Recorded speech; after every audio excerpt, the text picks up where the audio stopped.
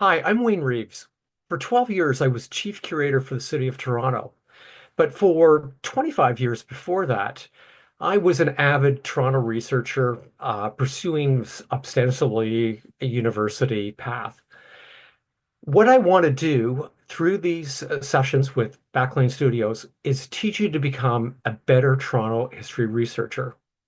So tonight's session on fire insurance maps is going to be posted to the Backlane Studios webpage as a PDF. And there's going to be a few goodies that I'll point out along the way that will also be made available through Backlane. So tonight's workshop goals, well, you're going to learn about what fire insurance maps are, who made them, when they were made. You will, by the end of tonight's session, be able to differentiate an insurance plan from an atlas and understand just how richly detailed the information is found on these maps. You're also going to learn the basics of how to use OnLand, the province's online land registration system. And finally, you'll find out where to get fire insurance maps for Toronto. So, what are fire insurance maps? These are some of the most highly detailed urban mapping available. And ultimately, they were used to help set fire insurance premiums. Insurance companies were interested in what was going on in the city and how much they should charge people and businesses fire insurance rates. And to do that, surveying companies and cartographic companies laid out these beautiful maps showing building footprints or outlines, building construction details, the widths and nature of streets and lots, natural features, some property occupants, generally in businesses and larger buildings, as well as what fire protection measures were being offered, both privately by property owners and publicly by the City of Toronto. And here I just want to give you a flavor of what you can find on fire insurance maps. You can find details about specific properties like W.H. Harris and Company at Danforth and Coxwell. It was at the same time a glue, fertilizer, and sausage casing factory. And again, it's the level of detail that moves you beyond other graphic images that you may see of any given property that stands fire insurance maps apart. There's information about streets, as I mentioned. Here from 1944 shows a really curious condition where Pottery Road does not meet Mortimer Avenue as it does today. That happened in the 1960s, but in 1944, you can see that Pottery Road joined Broadview Avenue much further north. And it was actually a carving out of the valley wall of the Don that allowed today's intersection to take shape about 20 years after this plan was made. In terms of natural features, there's always been a real interest in lost rivers of the city. And here's an example where a property developer laid out Tullis Drive along the alignment of Mud Creek. Ultimately, Tullis Avenue would be built out as it's shown here, and Mud Creek would disappear into a sewer. The urban context portrayed in fire insurance maps is extraordinary. Here we see the Church of the Holy Trinity in 1880. And if you know Trinity, it's really on the west side of today's Eaton Center. But back in 1880, it was at the nucleus of one of the most congested areas of the entire city in a neighborhood known as the Ward. And today, well, Turali Street is now Bay, Yonge Street still exists. But except for the church and I think one other building, all of the buildings, the streets, and the lanes have been erased since this plan was made. So that's the urban context. What about the suburban context? Here's a view of Fairbank in York Township in 1915. And you immediately see that compared to the previous plan, just how scattered development was at that time. York Township was famous for its self-built housing, had very cheap property taxation, so people of modest means flock to York Township to build their own houses. And I would hypothesize that the blue outline, it's showing a basement only, may well be the site where a family is living prior to the completion of their house. And I suspect this because there's a wooden structure that's been added on, providing access into the basement, and there's already a shed at the back of the property lot. So again, you're able to read the change in the city over time through these fire insurance maps. Change over time, well, deep in the downtown core, you can compare Osgoode Hall and its surroundings, 1880 and 1910. So not only is Osgoode Hall, the legal center of the city, growing over time, but we see the introduction of new public facilities like the armories, and again, the disappearance of some slum housing to make way for new development. This, of course, happened on the urban fringe. So this is West Toronto Junction, 1910 and 1924. In 1910, very, very few houses identified on the map, but within less than 15 years, we see West Toronto getting built out and continuing to fill up over time. So, who made these fire insurance maps? Well, essentially, we moved from a couple of brothers, the Boltons in 1858, through an American company, DA Sanborn, and then three individuals and companies in bold that I'm going to spend most of my time talking about tonight. Charles Gould, and then after he died in 1910, the successor companies, his sons running Chassis Gould Company, and that giving way to the Underwriters Survey Bureau Limited. CN Lloyd is a bit of an outlier. There's one set of plans of Toronto made in the 1950s, held by only one library at Western University that I know of. I haven't seen them, but they were in no way able to compete with Underwriter Survey Bureau, which, as you can see, produce fire insurance maps for what, 60, 70 odd years. So let's start with the so-called Bolton Atlas.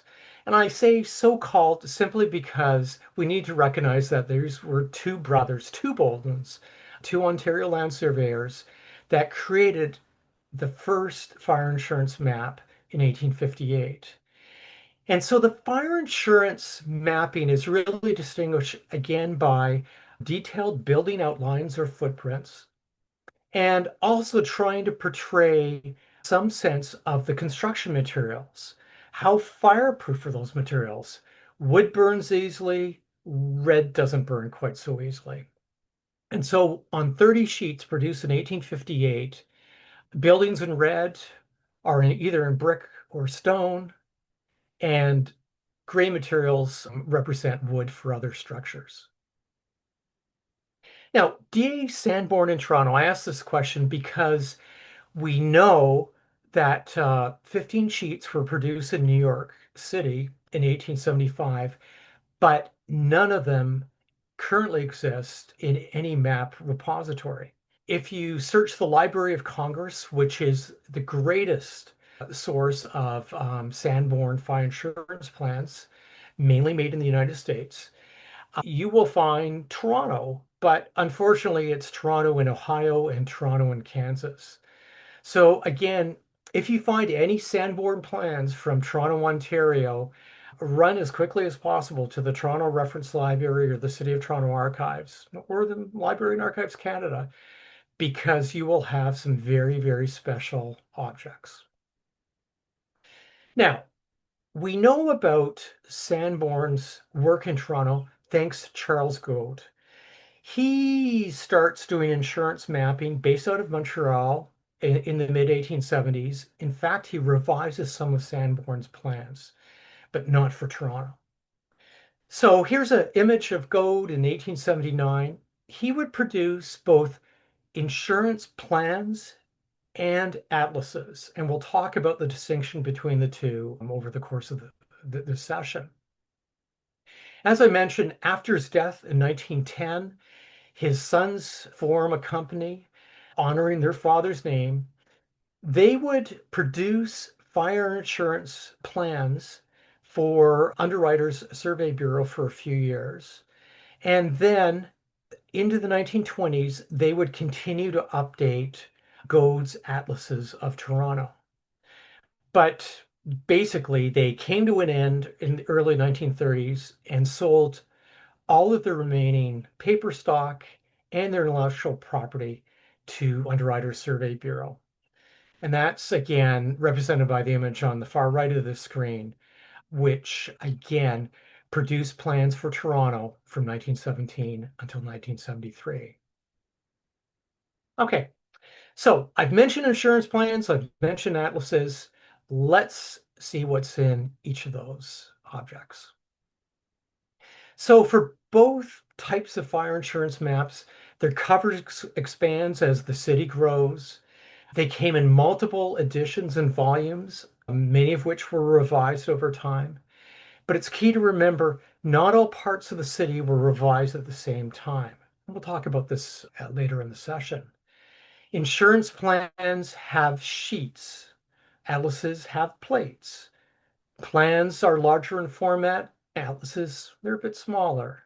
Insurance plans are generally produced at a larger scale. Atlases are smaller in scale. There's more detail in plans, less detail in atlases. Critically, a symbol key is provided in insurance plans, nothing in atlases. There are indexes for both types. Insurance plans have streets, specials, and blocks indexed. Atlases, streets, and registered plans, and I'll talk about each of those in a moment. Insurance plans were produced over a much longer time, from 1880 right through to 1973. Atlases, much shorter time in Toronto, 1884 to 1924. And insurance plans were really geared to the insurance industry. But as you'll see, atlases were actually more valuable to the real estate industry because of some of the property data they contained. And we'll talk about that over the course of the session. All right, so how are these objects organized? So I'm showing you the introductory material mostly on the screen. There would be a key plan to the sheets that would be sometimes referred to as detail plans that make up the bulk of these objects. There'd be a volume number, which is really important because more and more volumes were added to Toronto over time. Usually there was a symbol key to explain essentially a legend identifying what you were looking at on the map. The indexes I mentioned for streets, specials, and blocks. Streets hopefully are self-evident. Specials tended to be fire risky businesses like garages and factories, as well as public assembly areas like schools, halls, libraries, apartment buildings, things of that nature. And you were able to identify exactly where in the volume you could find them. And then finally, what I mean by blocks, these were arbitrary numbers assigned by the company so that they could quickly hone in on where things were located on a sheet. And again, I'll talk about that more in a moment. Now, what's really important is, well, when were these things made specifically? And that was really information provided with a survey date and often a revision sticker, sometimes called a blue. And you can see an early one here made by Charles Gode. And this identified all the revision dates for this specific volume. Because the key thing is, rather than churning out an entirely new volume every year or two or three or four or five, they would simply revise information that had changed on each sheet. And I'll talk about that more about later too. The atlas is kind of similarly organized. The title page had the volume number, the survey dates. There was often a general plan. Very important when Gode started to produce multiple volumes for Toronto. Are you looking at volume 1, 2, or 3 in this case? There would be one or more plate keys. So you could look at large areas across the city all at once and identify which plate you wanted to zoom in on. And of course, the detailed maps, as they were sometimes referred to, as well as being known as plates. I've got an example here. The indexes, always streets are indexed, and then starting in 1910, registered plans were added as well. And we'll get to that in a moment. So geographic coverage. In 1884, Gode's Atlas was a single volume. The city was much smaller at that time. But in 1910, Gode was actually issuing his Toronto Atlas in 3 volumes. So again, as the city expanded in terms of its geographical scale and population, so did the fire insurance mapping. Now, on the left-hand side of the screen, you can see the areas of Toronto that where atlases and plans have been digitized, sometimes by the Toronto Public Library, sometimes by Library and Archives Canada, sometimes by the City of Toronto Archives, sometimes by other universities like University of Toronto. It's key to remember that because of copyright restrictions, the last set of volumes from 1952 to 1973 have not yet been digitized. You can see all of those volumes on the right-hand side of the screen, and you can go and see these in person and handle the authentic objects at the Toronto Reference Library up in the Bailey Special Collections Center. All right, I've already touched on this, but insurance plans, atlases came in multiple editions and many, many, many revisions. So for the insurance plans, 22 volumes were produced over time. And again, it's key to remember that not all volumes were issued at the same time, and revisions were not all undertaken in the same year. And we'll dive deeply into that now. Atlas editions and revisions are a little bit cleaner. There were only 3 editions produced for Toronto, 1884, 1890, and 1910. But you can see at the bottom of the screen, revisions for 2 of those editions were actually taken out for multiple years. And you can see on the left-hand center of the screen, the second edition, April 1890, but the digitized volume that I'm using here has been revised to March 1899. So you'll always want to bear in mind the relationship between edition dates and revision dates. Now, dating and cataloging issues go hand in hand, and I just want to highlight some of the complexities. The plan on the right-hand side, you'll see a property circled in purple. Forget about that. This is for another project I was working on. But the plan was of interest to me. U of T cataloged it as December 1910, based on the mark in the upper right-hand corner, and that makes perfect sense to me. But when I studied the plan beyond the subject property that I was interested in, I started to find other information that said all or part of the plan had been made or revised later. And so, for example, I found 2 buildings that were either identified as being vacant or being under construction in March 1914. So again, when you find some of these anomalies, bring them to the attention of the repository that you found them in. They may revise their cataloging. But again, will want to highlight some of the dating that you come across if you're going to report out on whatever research findings you come up with. How complicated can this be?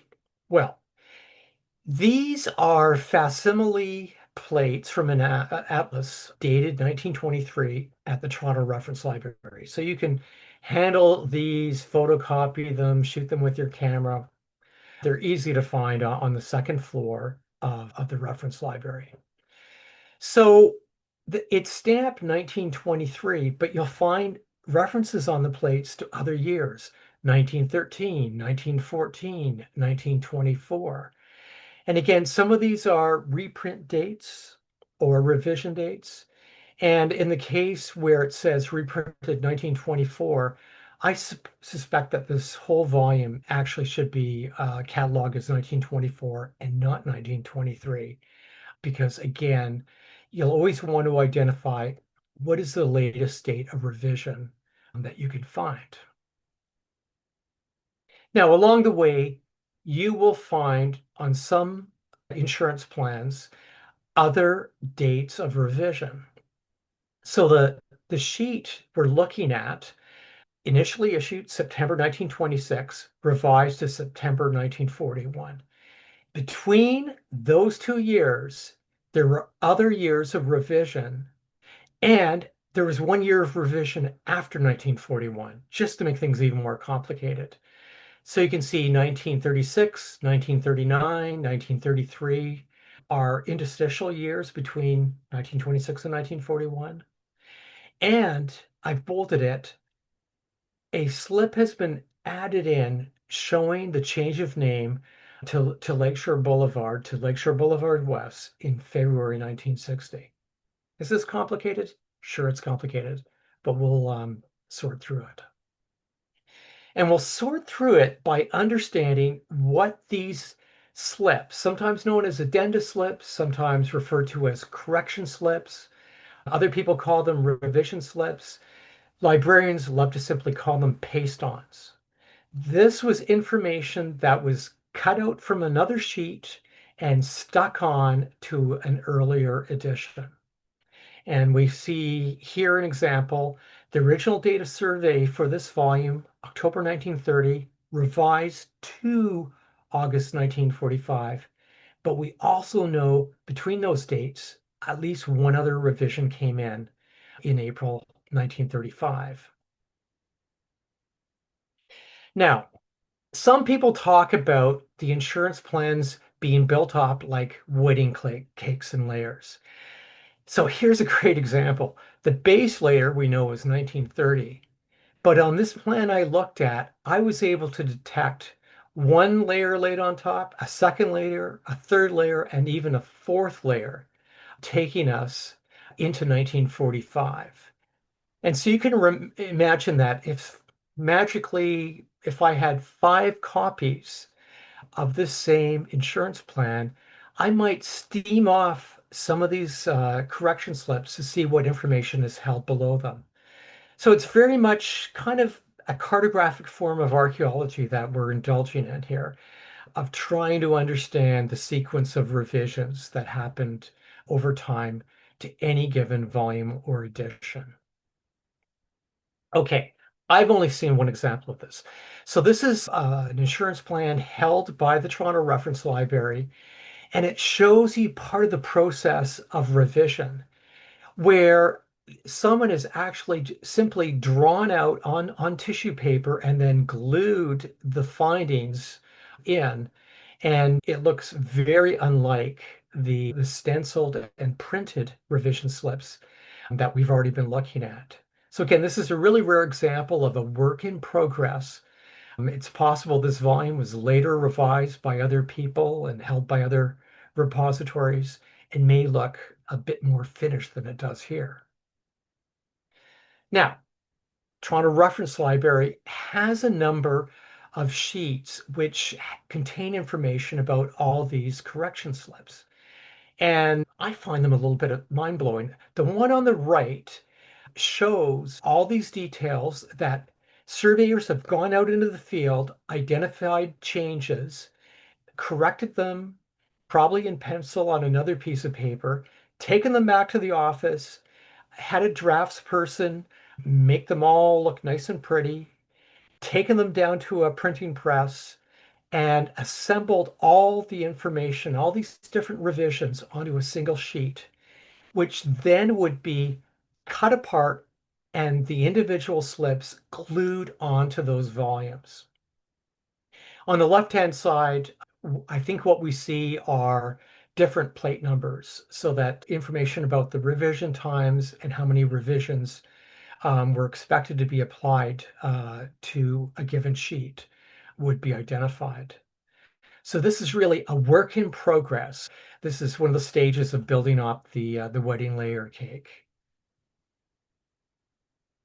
So insurance plans and atlases came in quite different formats. The plans, again, we call them sheets, were oriented vertically, 21 inches wide, 25 inches high, and this held from 1880 until 1951. And then in the last few volumes, the insurance plans were produced at a much smaller format, only 12 inches wide by 13 inches high. And unlike the earlier insurance plans that tended to be loose leaf and unbound, the plans from 1952 to 1973, holes were actually punched in them and then they were put into binders. And that's how you can see them today at the Toronto Reference Library. Now, atlas plates were oriented horizontally, and basically they were folded so they would look like a two-page spread, totaling 30 inches wide by 20 inches high. So again, you're starting to get a sense of the different look and feel of the two forms of fire insurance maps. Atlas scales, they came at three different scales. Down at the bottom of the screen, I've shown how the scales are represented. So you see 1 inch to 300 feet, and then below that, a bar scale. If you want to measure anything on any of these plates or insurance plan sheets, make sure you use the bar scale because that 1 inch to 300 feet only works if you're working with the authentic original map. Okay, so, and you can imagine this. Oh, yeah, if I'm looking at this plan on my smartphone, there's no way 1 inch is going to equal 300 feet because when I get home and look at it on my desktop, the map appears a lot larger. Now, in terms of the actual scales, they range from 1 to 1200 down to 1 to 3600. And when I say range downward, 1 to 1200 is considered a larger scale than 1 to 3600. And you can see here, it's a continuum. Large scale maps show less area, but more detail. Small scale maps show more area, but with less detail. And so you'll need to be aware of this when you're working with GODES atlases, that the buildings aren't simply way bigger downtown. Okay, of course they are, but they are being presented at a much different and larger scale than they are in the outer suburbs. And generally, what GODE did, he reserved his larger scale views again for the downtown area. And as he moved outward into the more residential city, the plans got smaller and sorry, the plates got smaller and smaller in scale. Same is basically true for insurance plan scales, but you can see that the scale is much, much larger, 1 to 600, and on a few sheets, 1 to 1200. So there is a little bit of overlap between the atlases and the insurance plans, but the plans generally are at a much richer level of detail with each sheet showing less area. Now, on this volume that we're looking at, one sheet actually included information at two different scales. The base, which makes up most of the map, was at 1 to 1200, and the inset map was at a much larger scale, 1 to 600. So you can pick up that variability in scale just on that one sheet. Now, as I mentioned, the final plan volumes, most sheets were at 1 to 1200, and there were a few, again, in the outer suburbs, less dense, more residential. They were depicted at 1 to 2400. I mentioned symbols, and there are keys that are provided for every insurance plan volume. And here are just a few examples to show you how much richer they became over time. From the first one produced for Toronto in 1880 to the final one produced in 1968. And I just want to highlight a few of the more common plan symbols that you will encounter because everyone asks me is like, hey, what is that round gray circle? What does the big blue S mean? Why are some things in pink or red, other things in orange, still other things in yellow? Okay, let's quickly run through them. Brick construction was in red, sometimes it shows it reads as pink. Brick veneer on wood, well, a mixture of a pink band surrounded or backed by yellow. Fire hydrants, that's what those blue circles are all about. Big blue S, sprinkler building. A block number, again, there's a whole index for these. A medium size bolded number. Again, it doesn't really relate to lot numbers. It doesn't relate to street addresses. It's simply an arbitrary number assigned by the survey company so they could keep track of different areas on any given sheet. Now, the orange on insurance plans indicates fireproof construction and details were overwritten on the sheet. Wood construction, yellow. Stone veneer on wood, blue, adjoined by yellow. And then finally, the smallest numbers, usually in italics, are the street addresses. Now, I mentioned, in fact, I showed you three examples.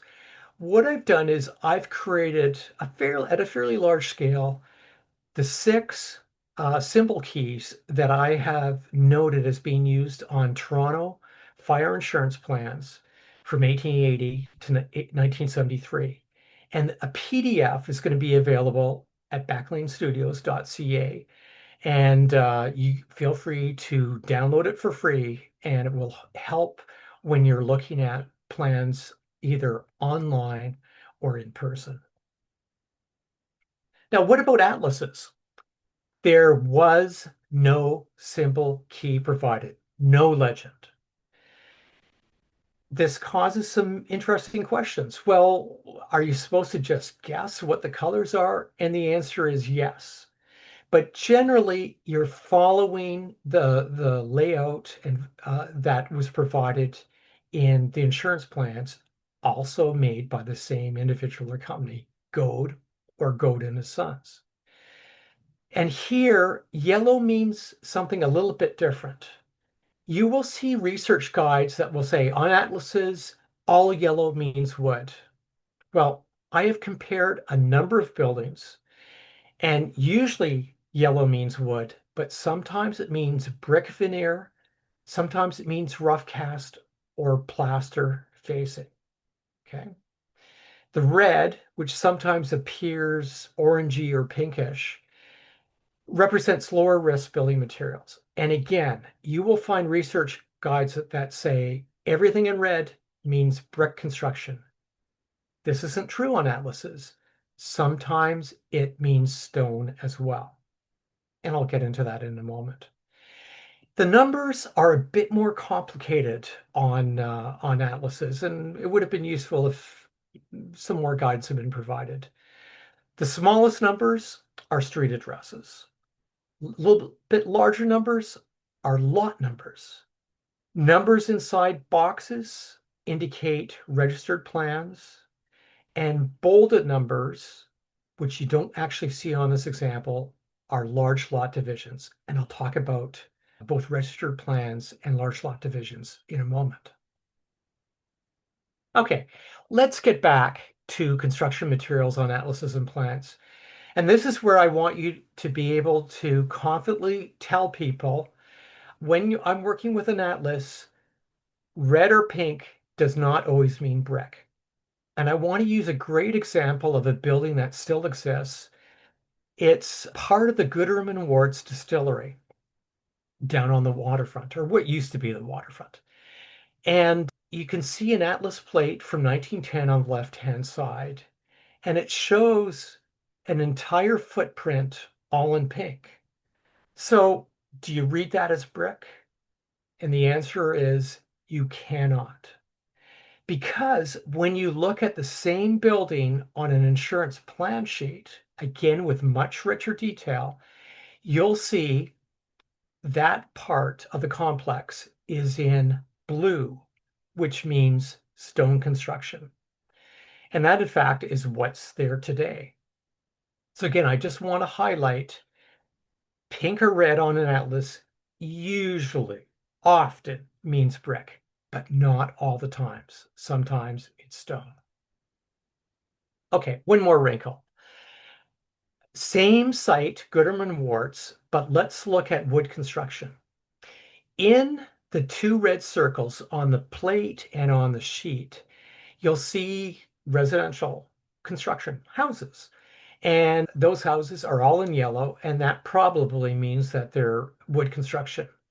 And in fact, we know they're wood because on the insurance plan sheet, they're definitely in yellow. They're not edged with blue or gray, which indicates a veneer has been put over the facade. It's all yellow. Now, look down at the bottom at that grain elevator on the bottom of the screen. On the plate, it shows the building as yellow, which indicates wood construction. Okay, I can buy that. But if you look over on the insurance plan sheet, it's in light gray. And you're saying, well, what does that mean, Wayne? And the answer is on insurance plans, light gray meant industrial buildings, garages, and sheds. They were all colored light gray. So the insurance plans differentiate between the yellow that's used on residential wooden construction and the gray that's used on industrial wood construction. Bit complicated, but that's why you want to have a symbol key when you're working with these maps. Now, I mentioned registered plans. Registered plans are, well, when you break up blocks of land in order to sell them, you need to file or register those plans, and they are held at land registry offices. Toronto used to have a land registry office that was publicly accessible. It does no longer exist. It's, well, should I say, it's no longer open to the public. There's still people working on your behalf, processing property information that's sent into it, but there's no front counter. The front counter now is something called OnLand, and we're going to look at this in just a moment. But here I want to use an example from West Toronto in 1884. And you can see in this curvy, around this curvy little circle, an oval, the number 446. And this means Plan 446. And you can see that Plan 446 seems to cover a number of lots within it. In fact, you can count, I think, 15 lots within Plan 446. But in order to make those properties saleable, in 1887, some of that land was re-subdivided. And that is the upper right-hand corner of the screen, which shows what happened in 1887.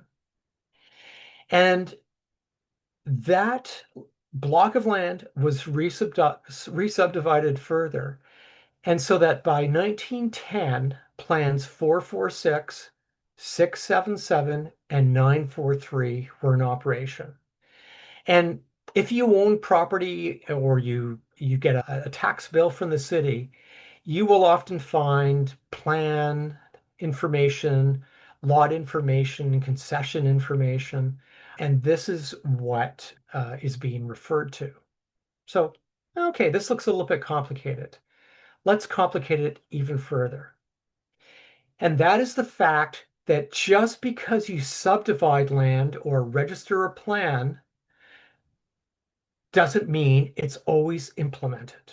In other words, things change. We saw previously how larger lots were carved up into smaller lots in the 1880s and 1890s. Well, one of my favorite examples from Toronto of an unimplemented, or maybe we can say a very partially implemented registered plan is Plan 159E, 159E. And it covers most of the area originally known as Ashbridges Bay and Toronto. Now we call it the Toronto Portlands.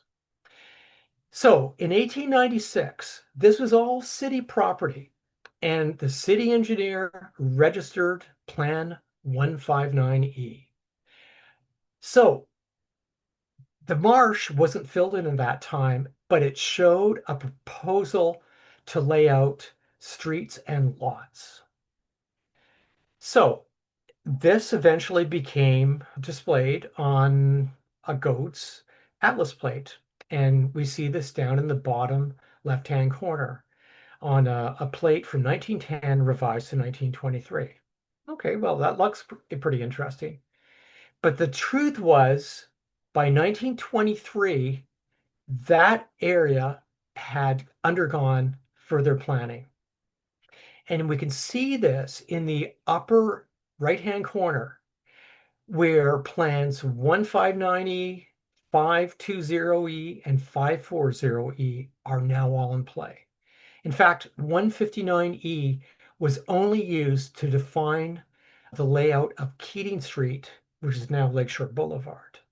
But the rest of the Portlands were subject to later property registration. And we can see things have fundamentally changed, and the actual conditions that were built out by 1931 are visible in the lower right-hand corner, where again, the plans 520E and 540E are what really shaped the Portlands as we know them today. How do we find information about these plans? This is why we're going to have a mini tutorial about OnLand. I mentioned that the Toronto Land Registry Office does not exist for the public anymore. All of its information is available online. And to get information about plans, there is a shortcut, and I've provided the link to it. And this is why when this presentation goes up on Backlane Studios webpage, you'll want to be able to click onto this link and then download the PDF if you're doing any property research related to Toronto.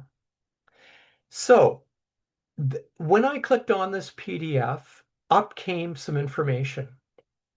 And I found details about Plan 159E and Plan 540E. And I also found some reference to Plan 520E, which is what I want to talk about in a bit more detail. You can see there's a few spelling errors here. It says Marset land, it should actually say marshland. And again, that's that original plan registered October 24th, 1895. And by May 19th, 1919, through Plan 540E, it had been partially revised. Again, how do we find more information about this? Well, what I call, if that was the shortcut to find out information about plans, the long cut is to enter the OnLand portal and get more detailed information about Toronto registered plans. And again, here, because for some reason I didn't find a line giving me information about 520E, I'm going to use that as my example in this session. Okay, so once you bring up OnLand onto your desktop or laptop, doesn't work quite as well if you're just trying to surf it on a smartphone. So be wary of that. You will immediately go down and say, find your land registry office. And again, this is a virtual office. If you start typing in the letters TOR for Toronto, up will come Metro Toronto 66 and 64 LRO 80. That is what you want. Okay. You can see once you've typed in and completed that Metro Toronto information field, scroll down, and it's a short scroll down to historical books. And on the historical books tab, hit the search button, and that will take you to the screen that you see in the middle of this page we're looking at. By default, the book category will be abstract or parcel register book. Keep that active. And in fact, again, it's the default. So unless if you click on and see what else is there, this is really what you will use for most of your land information research. Now, there's a property description field. The first thing you want to do on the left-hand side, there's a drop-down menu. You want to click on it and select plan because it's plan 520 you were looking at. So then you type in 520E and hit the search button, and what comes up? A number of rows where you can look at details. And I selected one of those rows, and the details brought up this rich array of information showing every property transaction that has happened to Plan 520E. And from the information contained on this, what's known as an abstract partial register page, Plan 520E means Plan 520E filed in the Registry Office for the Eastern Division of the City of Toronto on July 14, 1914. So again, this is during the early days of the Toronto Harbor Commission, which was the force that filled in the marshlands of Ashbridges Bay and created the basic framework known as today's Portlands.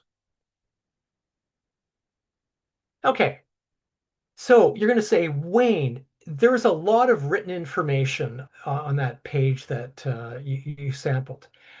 If you actually want to look at the cadastral map, you have to do this by paying for it.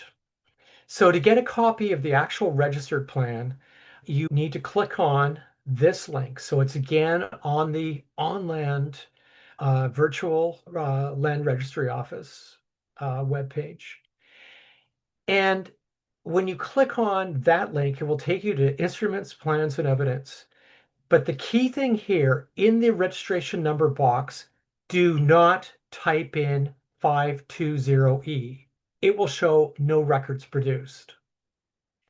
How do you make this work? Okay. Do you remember when we first looked at that shortcut to a PDF that had, I think, nearly 400 pages of information about plans registered in the Toronto Land Registry Office? Well, if you go back to that shortcut, you will see property description shows plans a suffix with an E, so they can be ordered in two different ways, either by using the PLE prefix or the PL prefix and putting an E on the end. And like, wow, Wayne, this sounds really confusing. Just follow this screen through. So you'll see down at the bottom that the two ways of searching are either entering PLE 520 or PL 520E. Both of those will take you to that last page on the lower right-hand corner of the screen, which says, hey, this plan has been digitized. Pay the province $15 plus tax, and OnLand will send you the file.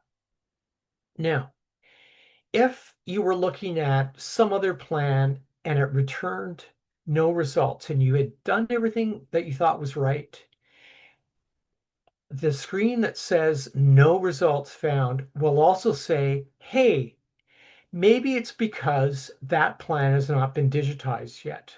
And you can imagine that across Ontario, there are tens, if not hundreds of plans that have been registered since the 1790s in Ontario. Not all of them have been digitized, but if you request an undigitized plan to be scanned, the province will do it for you and charge you $15 plus tax. Okay? So this is just a very basic overview about using OnLand. And again, this is a really good example because it's got, a weird suffix, that 520E, but I've also shown you the two ways where you can access the digitized copy of that plan. Okay, I mentioned other large lot divisions. When Toronto, then known as the town of York, was laid out in the 1790s, big parcels of land, 100 acres in size, were laid out and they were called park lots. And these ran from kind of the Don River to roundabout Lansdowne Avenue. So 100-acre lots running from Queen, well, what's now called Queen, to what we now call Bloor Street. And you will see, and I've circled this on a Goats Atlas plate, when you see park lots, it simply indicates where these fall within central Toronto. So again, I'm just helping you understand some of the information you're going to find on a Goats Atlas plate. This information never appears on insurance plans. What you also find only on atlases and not on insurance plans is information about concessions and lots, which were again laid out in the late 18th century through the middle of the 19th century, 100-acre parcels. Here, I'm not going to use what you might find in, the rest of Toronto, North York, East York, or Scarborough. Etobicoke uses a number of different ways of talking about concessions and 100-acre lots. And here I'm using just two examples. So I've got a key plan in the background and then a detailed plate in the foreground here. So there's something called the second meridian concession. In fact, there were two meridian concessions, first and second.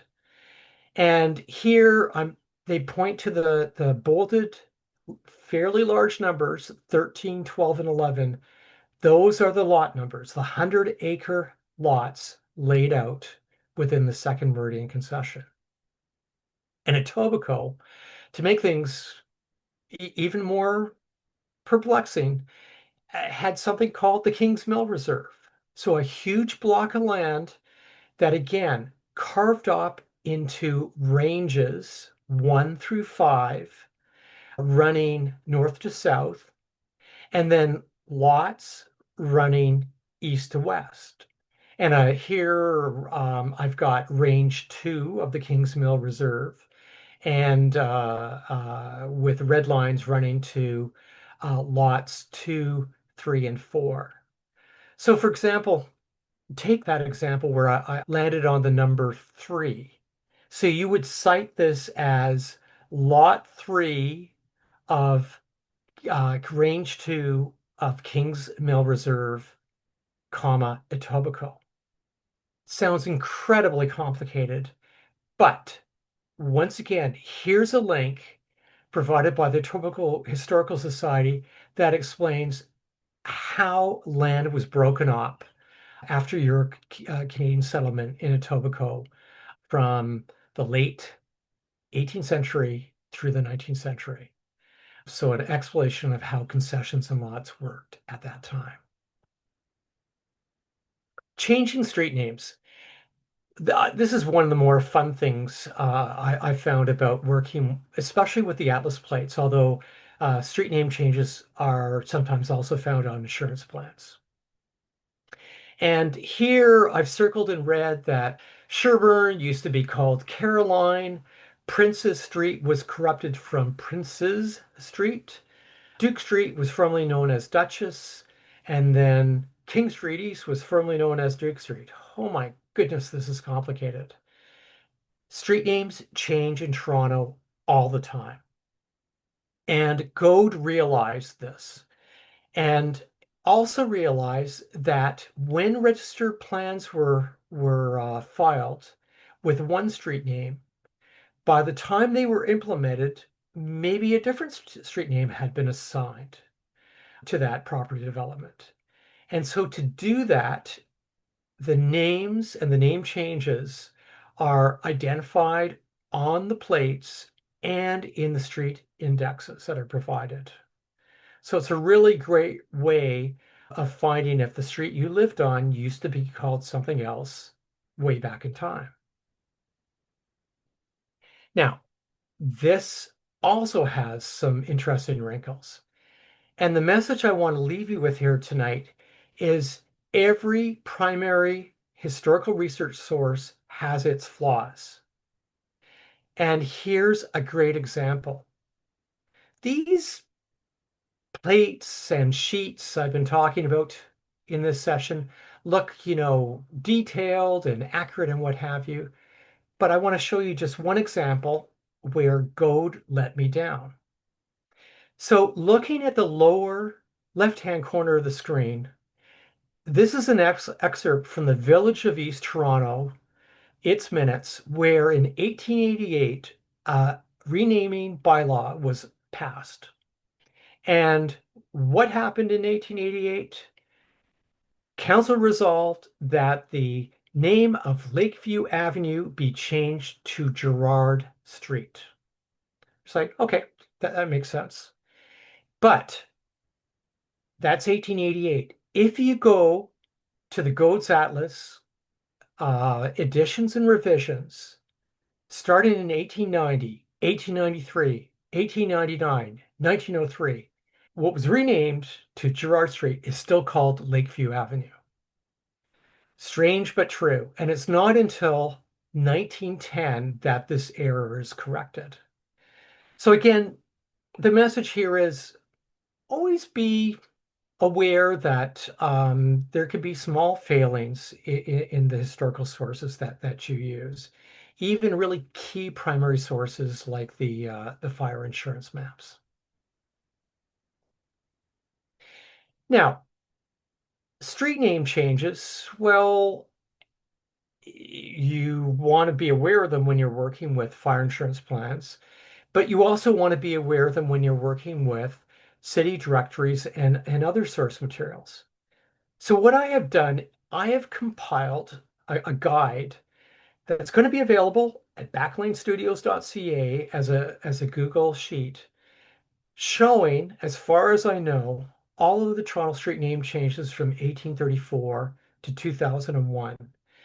And the authorities that I've used are either bylaws adopted by municipal councils or reports and minutes adopted by those councils.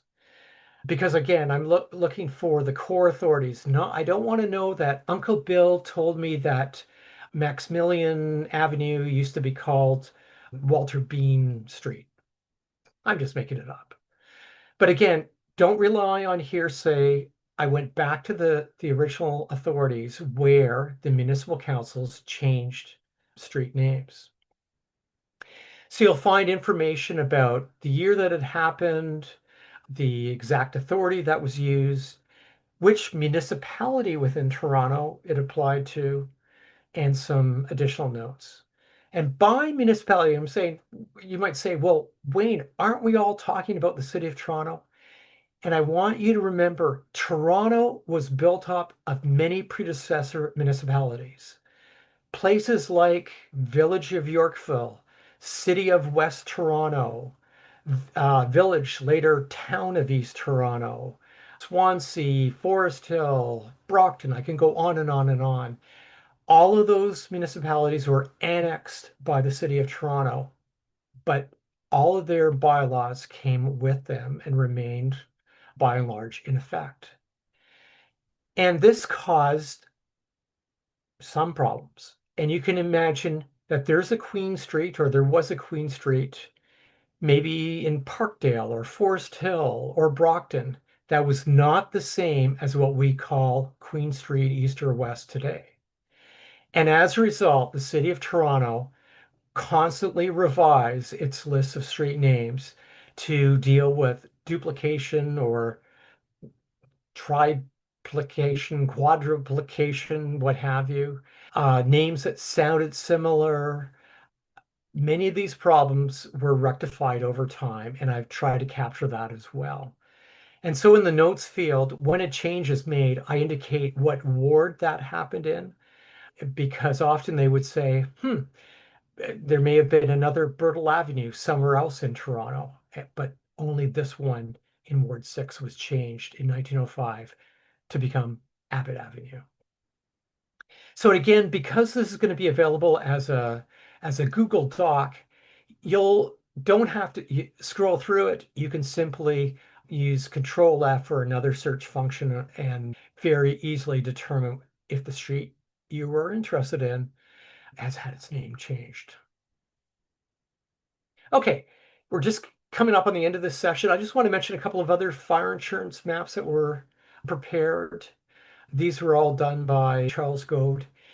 He actually would go and map cities where significant fires had happened. And on the left-hand side, we see the boundaries and some of the details of the Great Toronto Fire of 1904. Now, spoiler alert, I think Goad produced two or three other fire maps from the 1890s that burned a smaller areas in the city. But 1904 was a really big deal.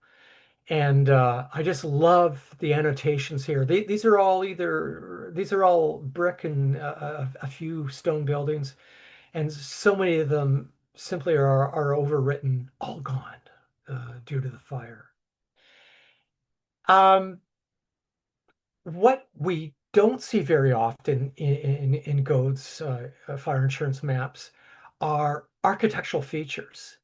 And what's wonderful for Toronto, there's a couple of examples, and here's one sheet. I guess technically it's sheets 172, 173. It has an axonometric depiction of Grand Trunk Railway elevators, as well as cross sections through the elevators, and then plan or overhead views in the more typical fire insurance plan styles. So again, these don't show up very often, but they're kind of fun things to be aware of. Now, where do we find all these fire insurance maps? So I've saved it to the very end. The very best online guide is provided by the Toronto Public Library.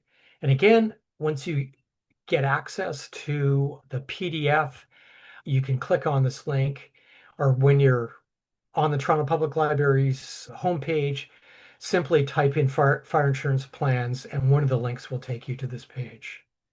Now, that said, the easiest, most direct online access to atlases and insurance plans is provided through goatstoronto.blogspot.com, and I'll say something more about that in a moment. If you want to read about the dozens of editions and volumes and revisions that have been produced for Toronto, there is a catalog available in hard copy at the Toronto Reference Library, really worth browsing through. Because if you're looking for information about, say, what happened in 1949 or 1907, you may find that information has not yet been digitized, and you may need to search out physical copies. And this is one of the great guides to that information. And then finally, U of T produced a fun little primer about Goat's atlases back in 2010. You might want to take a look at it. It's just a few pages. Okay, so here's a look. When you follow that link through to the Toronto Public Library's page on fire insurance atlases on plans, it provides links to digitized materials, things that are available only at the Toronto Reference Library, and a lot of other fun information about Goad and the successor companies. Um, this is that goadstoronto.blogspot.com. Anyone involved in Toronto historical research and has an interest in maps is going to run into the name Nathan Ing. He runs three different websites about Toronto maps, including one dedicated to Goads. What's fun here, if you visit his page, as seen in the upper right-hand corner here, it will take you to key plans for any given year. And when you click on the area or sheet number, contained within those key plans, it takes you directly to the relevant sheet or plate. So it's a really quick and simple way of accessing information about all of the atlases, 1884, 1890, 1910, including 5 revisions to those editions, and just the insurance plans for 1880 and 1889, and then some of those conflagration or fire maps, including one that we just looked at for 1904. So that's it for this session. At backlanestudios.ca, you'll find a PDF of this presentation, as well as links to the street name changes database and the symbol keys over time that I presented earlier.